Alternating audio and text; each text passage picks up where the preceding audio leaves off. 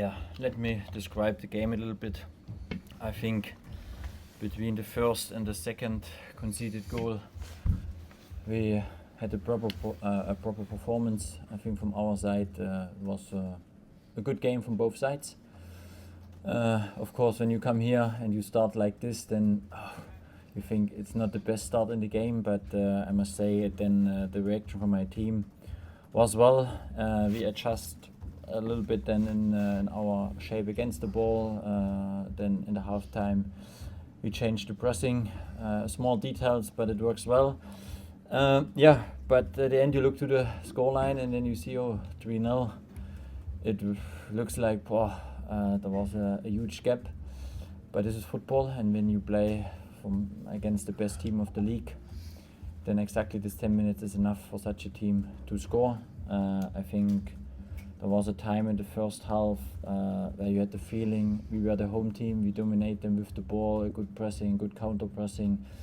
And then you hope, I think Josh had then a good moment with a chance. All the things what we want to do.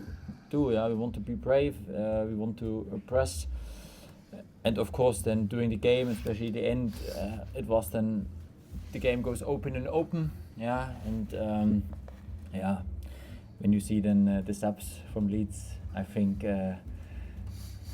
but this is then also the difference between the top team of the division and maybe us, but we as a group did well. We had the big chance, I think, maybe big chance from the header from Jan. If someone, what we normally have on the second post, then it could be the equalizer. Then you had some moments where you have 2 against 2 situations. There was the final pass, I think, one situation, Paul, for example, we come behind the last line and then to find a teammate. I think these are topics we have again and again, and then the second goal, conceded goal from Leeds, he find the gap when he finish. These are the small things. I think before the game I spoke to take something here. You need a good performance, and you need in the right moment a little bit of luck. The performance from my team between these 2 conceded goals was really brave. For me, a huge step again forward. How we improved when I compared this game to our game at home. Huge step forward, but at the end it's 3-0. And this is then, congratulations to Leeds. I wish them all the best. Daniel doing a fantastic job here, and hopefully continue his job here. Pretty wholesome round of it. No Michael Smith today. That's 2 squads in a row. Understand there's some interest from League One. Is he a player that can move in the next few years? Let's see.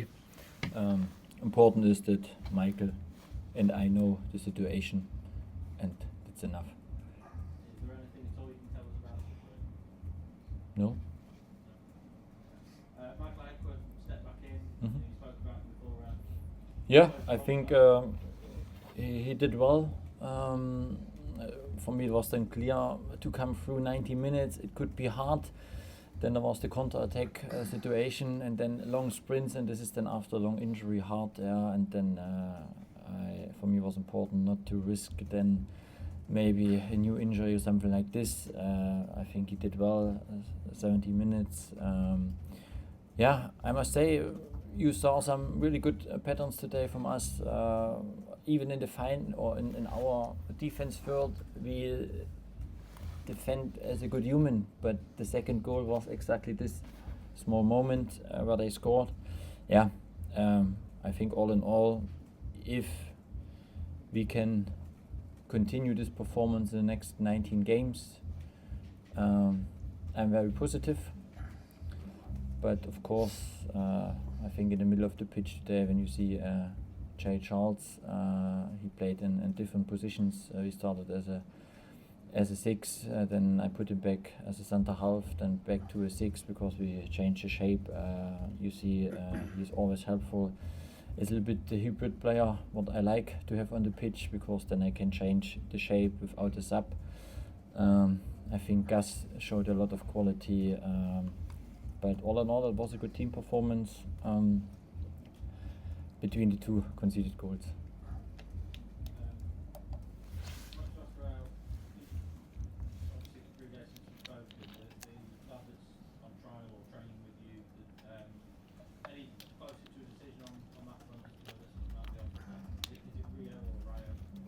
Rio.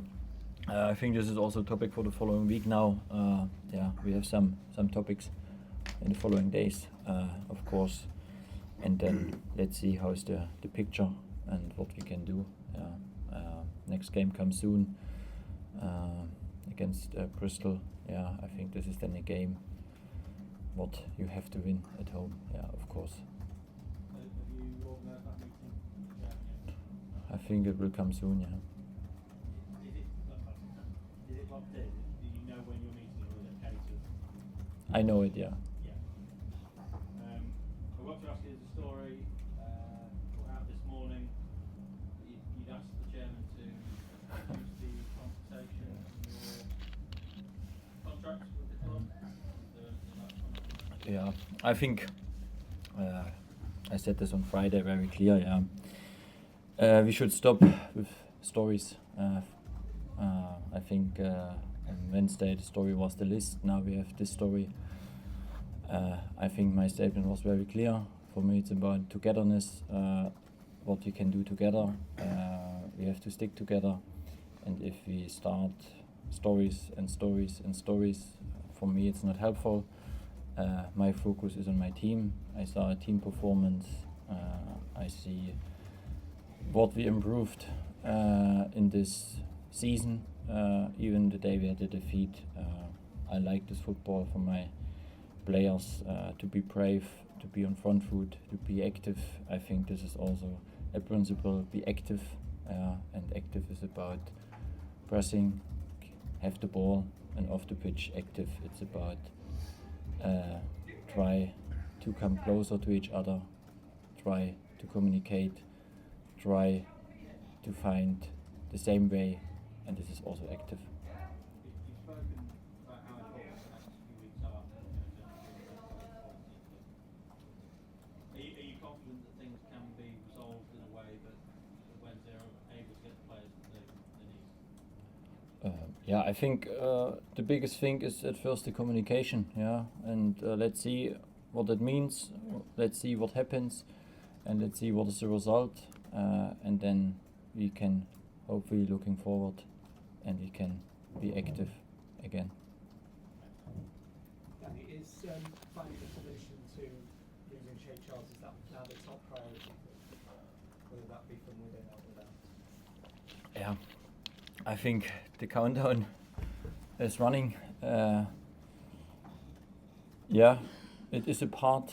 I think everybody can recognize which kind of player he is on the pitch for us, and this is also, or should be also, part of our solutions to find someone who can be in this role.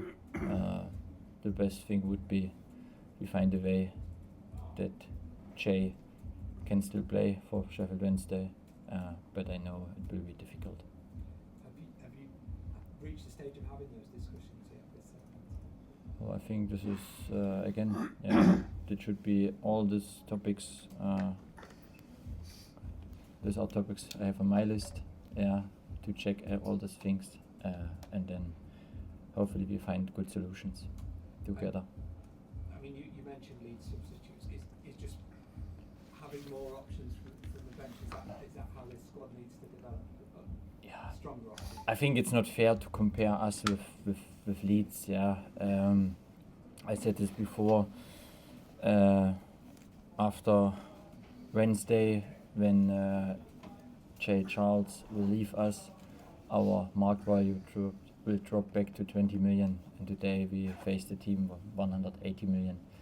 I think it's not fair to compare this. For me, it's about really the focus, how we improve the players. I think for me a good example is Gus. When I arrived here, he was not really in the squad. I heard a lot about he's not ready for the championship, and he is such a different player at the minute. It's fantastic to see, but I can continue this. Even Josh, I'm not sure when was the last time in the championship that Josh Winter scored 10 goals. I can continue. I think Barry scored now this season more goals. Yeah, and those keep going and I think this is what I can influence. This is the development what I want to see from my team, and for this I love it to work with my players every day. Big credit to the fans. I think they recognize our performance today. They stick together. They celebrate or give us a thank you as well back, and these are the good moments what I like to see. Is there a limit to how ambitious a team can be without the parachute money that Leeds have? Yeah, I think there is a limit, of course. If it's so easy, then it will be easy. My job is that I press everything out of the team. This is my first thing. I try to help the team with my coaches that we do something. And so far, I think we are still in position 10th. And you saw the results now. And now I think in the following weeks we will see what we can do. But I said this before, it is a tough journey. We achieved nothing so far. And we have to be ready again on Wednesday. Danny, are you looking forward to speaking to the chairman, or is it a necessary evil as part of the job? I think the most important key will, after the meeting, the outcome. This is for me the crucial thing. And for me it's not a problem to speak. I make the step forward, I think, to each other. I said this before, be active. It needs a togetherness, and if you have a good outcome after this meeting, then we should be happy, because we then can continue our work. Was he here today? Has he been at the game today? I don't know, but I think so. You haven't spoken to him yet? No. Danny, in terms of the amount of players you like to bring in, obviously you're only 4 points outside the playoffs, so you get a few lads in, bolster your squad. That would obviously encourage you to have real craft at the top of it. So what do you need ideally in this window? I think when we look a little bit to our, I will not say issues, but when we make the summary, and I spoke a lot about both boxes, I think this is a part what we could and we should improve in both boxes, players. But I think one thing is also clear, 4 points in this area, it's sometimes harder to close these gaps than maybe 6 points in the relegation fight, because in the top of the league, especially now in these positions, there's a tough race, and you are competitive with teams. They are longer in this position. They fight not the first time for maybe the playoffs. They do it again and again, and our way should be that we try to close this gap with our tools, with some interesting, exciting maybe signings. On the other side, we have to bring the football what I want to see, and I'm convinced we have a good identity at the minute, and if you can bring this together, then we have a chance to make this gap closer. And my wish is that we have a good situation after the international break where we can go all in and we can attack and we have nothing to lose.